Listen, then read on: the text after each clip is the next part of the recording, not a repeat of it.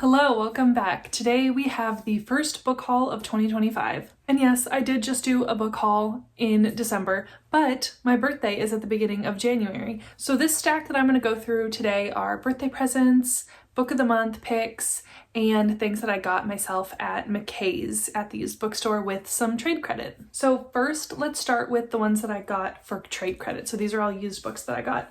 The first I got None Shall Sleep by Ellie Marney. There Are No Monsters, Only People. And I got this because my friend Gwen raves about this book. It was one of her best books of 2024.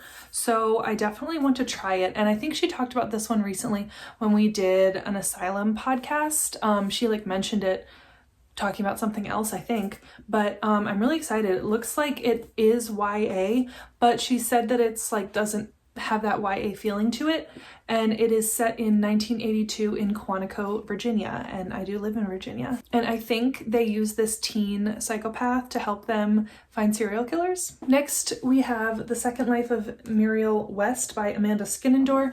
I have read two Amanda Skinendor books, and I've given them both 3 stars, so this one seemed interesting and I'm gonna try it, but if this is another 3-star, I probably won't pick up another book by this author. But this is a true story of a Louisiana leprosy hospital where parents were kept forcibly quarantined, and that totally sounds up my alley, does it not? That totally seems like a Lena book. It's set in the 1920s. And then next, for 49 cents in trade credit, I did get Skipping Christmas by John Grisham. And this is a little book, and this is the book that the movie Christmas with the Cranks is based off of. And I've never read anything else by John Grisham, and I don't know that I'm going to, but I did really enjoy this book, and I read it twice in December. And it's pretty short. It's only 180 pages.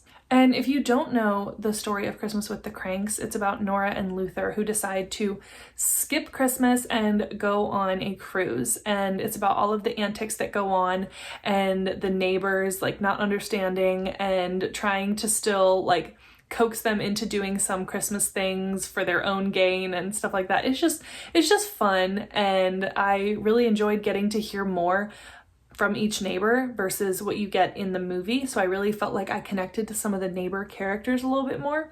But this was just so fun. I highly recommend. I will definitely be reading it again next Christmas. I listened to it on audio in December, so now I'm glad that I have the physical copy. And then the last book that I got from McKay's is The Spectacular by Fiona Davis.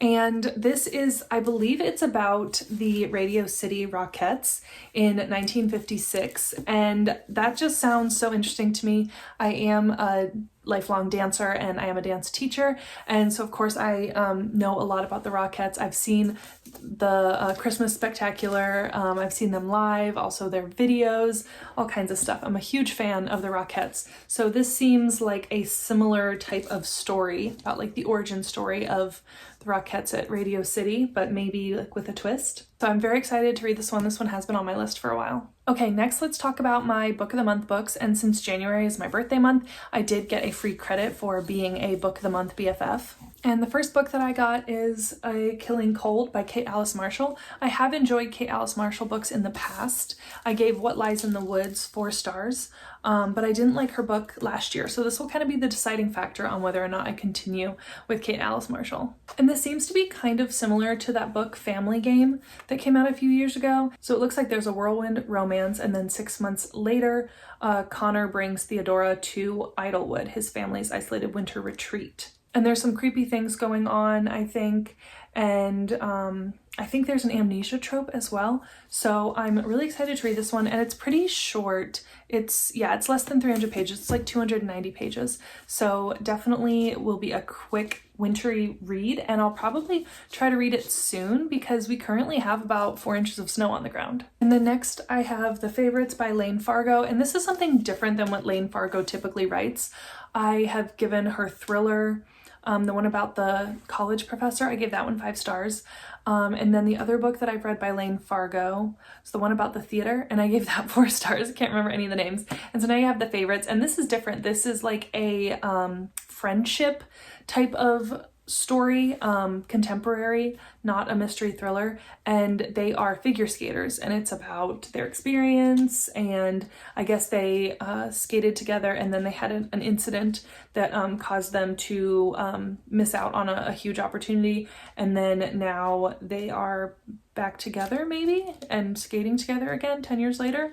I don't know. I don't know much about it, and I haven't heard many reviews on it yet, but I'm going to form my own opinion. Okay, the next book was gifted to me, so thank you for St. Martin's Press for sending this to me. This is The Business Trip by Jessie Garcia, and it sounds really good. It sounds like it might be good for people who like TJ Newman's books.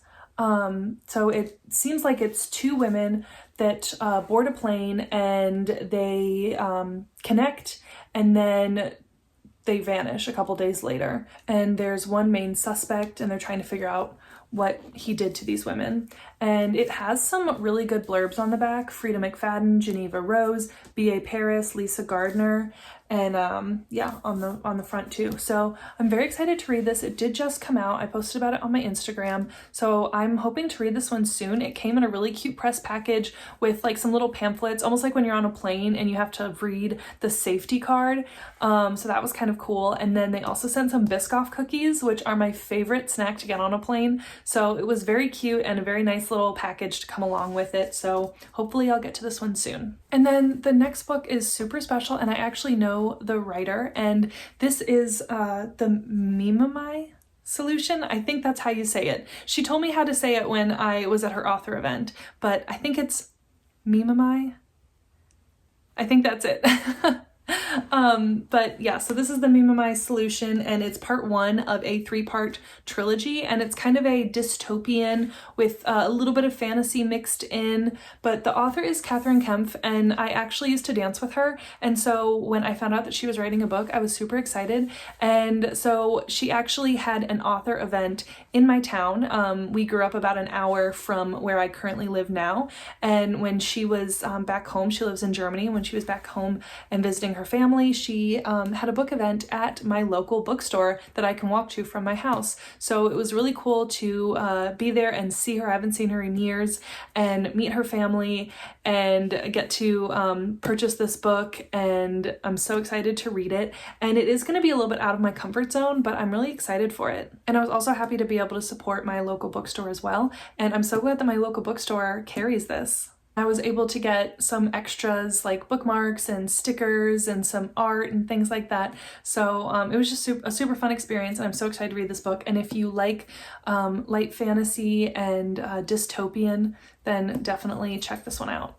Okay, and then the last set of books that I'm going to talk about are gifts. The first one is from Summer from Seasons Reading. She is part of my Fab Five group of besties, and she sent me the Book of Lost Friends by Lisa Wingate. I read Before We Were Yours by Lisa Wingate, and I really enjoyed it, and so I was excited to pick up one of her books. And this is set in 1875 in Louisiana, but then also in 1987. So this says, Wingate brings to life startling stories from actual Lost Friends advertisements that appeared in Southern newspapers after the Civil War as newly freed slaves desperately searched for loved ones who had been sold away. So I love dual timeline books, and I've heard good things about this, and it's fairly short, so I'm excited to pick this one up. And then my friend Jessie from the channel Reading with Jess sent me The Hike by Lucy Clark, and I don't have the physical copy here because I am loaning it to someone, but this book is about 3 women who go on a hike. They go on a trip every year, and they decide to go on a hike in the Swiss Alps. And Jessie actually sent this to me, and then like literally the day before it arrived in the mail, my gym announced that they are starting a book club, and that was the first book they were going to start with. So Jessie didn't even know that, but it was like the perfect timing. The discussion for that buddy read at my gym will be at the end of the month, and then you'll hear all my thoughts about that in my January wrap-up. And then my friend Gwen from the channel Gwendolyn Kensinger sent me Firefly Lane by Kristen Hanna. I have loved some Kristen Hanna books. I have had Kristen Hanna books on my favorite books of the year. I have given them 5 and 4 stars. Like they're all really good books. I don't think I've yet read a bad Kristen Hanna book. But this one is a little bit more contemporary, and we are reading this for the Night Owl Book Club, I believe in April. So I'm glad Gwen got it for me so I can read it for her book club. But I don't really know what this is about, and I don't really want to. I'd rather go in blind. And then after the book discussion, after I read this, I think I'll probably also watch the show as well. And then the last book from my Fab Five friends is The Forgotten Letters of Esther Durant, and this was sent to me by Jordan from Sorry Booked Solid, and this is an asylum book. This is an asylum historical fiction, 1951 and 2018. They were forgotten for 60 years, but the secrets within these letters still have power to devastate. I'm excited for this one. I think I learned about this one from Krista from Books and Jams, and she had really good things to say about it. And you guys know an asylum book is always right up my alley. So those were all the birthday gifts from my Fab Five besties. But then also I have two here that I didn't get to talk about in my December book haul. And so the Fab Five besties and I, we do a book exchange every year, and we have a couple of little other things as well, little gifts and then books. And Jordan was my person this year that was gifting me, and I gifted Gwen this year. But the books that Jordan sent me are Demystifying Disability by Emily Ladau. It's What to Know, What to Say, and How to Be an Ally.